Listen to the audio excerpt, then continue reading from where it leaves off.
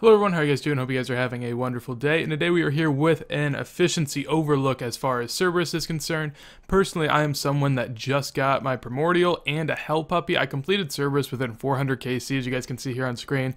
Absolutely ridiculous stuff, and I really don't have the motivation to go there anymore. While the Primordials are worth a lot, obviously, coming in at 20 mil or so, the lack of incentive that I have for the puppy really kind of deterred me to going here, and I don't know necessarily if that's the right way to go about it. So that's why I'm making this video. Hopefully it helps some of you guys, but with that said, let's go ahead and get on into it.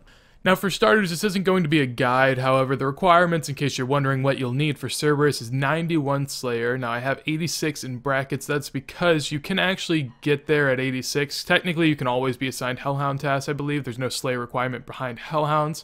However, you can Wild Pie to kill Cerberus if you want to. Wild Pies boost your Slayer by 5. So if you boost by 5, you are going to have to eat a lot of Wild Pies, and it will be kind of annoying. However, it's something you can do.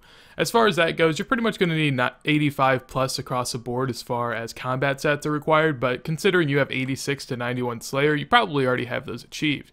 Now these two aren't necessarily requirements, however some recommended items I would say would be a Spectral Spirit Shield, as it decreases the prayer drained by the spirits from 30 to 15 per hit, which is really useful and will save you a lot of money as long as increase your trip kills.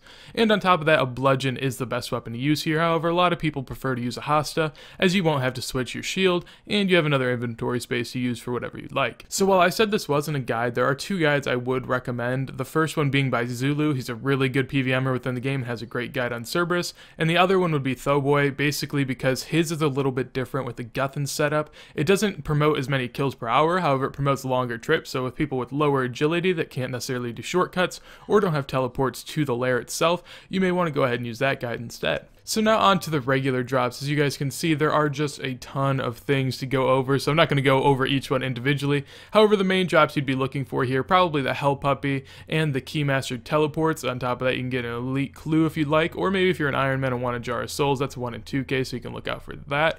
But these are the drops that Cerberus has as far as the regular drop table. It's not too shabby. You actually make a decent amount of money just off regular drops. However, your big ticket items come with the rare drops, and if we go ahead and look at those, basically these are 4 different ones. They all have a 1 in 512 drop rate, essentially making the chance at getting one of these a 1 in 128. However, if you're looking at individual ones, it's 1 in 512. The first one being the Smoldering Stone at 1 mil, the second one being the Pegasian at 130k. That's used to get the Pegasian boots once you equip those onto Rangers. The third one being an Eternal Crystal, which is used on Infinity boots, making Eternal boots. And the fourth one being the one that everyone is probably looking towards unless you're an Iron Man, and that is the Primordial Crystal at 19.3 mil. However, it's been quite more in the past, so at the time of this video, it's currently 19.3. Now with that said, after looking through a few videos, and this one in particular by Mod Ronan, you can kind of get an idea as far as what the average drops are from Cerberus without the crystals. So as you guys can see here, he obviously got really lucky in his simulation of 1,000 kills, getting 5 Primordials. I didn't take that into account. I took all of the regular loot into account, and it pretty much averages out to about 20k per drop without any crystals considered. So now looking at the rare drops that Cerberus has, they're all 1 in 512 as I said before, so if you go ahead and add them all up, you'll get around 24 mil in total loot, and if you divide that by the expected kills that you would need to get all 4 of them, which would be 512, you basically end up with 46.8k added on per kill just in crystals alone. Now once you go ahead and add that onto the previous 20k that you get in regular loot, you end up getting about 66.8k back per kill, which is not too bad at all considering Zulrah's recent nerf. 66.8k per kill is relatively good. And now we move on to some assumptions that I need to actually go ahead and check the overall efficiency. The first assumption will be that you're doing about 40 kills per hour. Now for this, I'd recommend having agility shortcuts unlocked, obviously, but 40 kills per hour is definitely accessible to people. And with about 8.5 kills per inventory, we're kind of able to come up with the cost. Now 8.5 kills definitely varies. In a recent Autumn LG update video, he said he was averaging somewhere between 12 to 16, so you can definitely get more than this. However, for the average player, I figured it'd be more appropriate to go with 8.5. And the last assumption is that you have about 80k cost per inventory. Now your food setup can be very different, however for the most part it'll relatively stay true to this price. So about 80k per inventory based off the fact that you'll have 1 super combat potion, about 6 prayer potions, and 20 sharks. But this varies depending on the inventory you take. Now on to the calculations. As you guys can see, with 40 kills per hour and averaging 66.8k in loot per kill, you end up getting around 2.7 mil in profit solely off the amount of kills that you should be doing within an hour. Now, if you go ahead and look at the 40 kills that you're able to get an hour and divide it by the average kills per trip that I've estimated for everyone at 8.5, you end up getting 4.7 trips per hour, and this gives you a total loss of 375k per hour. Now, with that said, that means that Cerberus is about 2.3 mil per hour if you consider the fact that on average you should get all of the crystals like every 512 kills.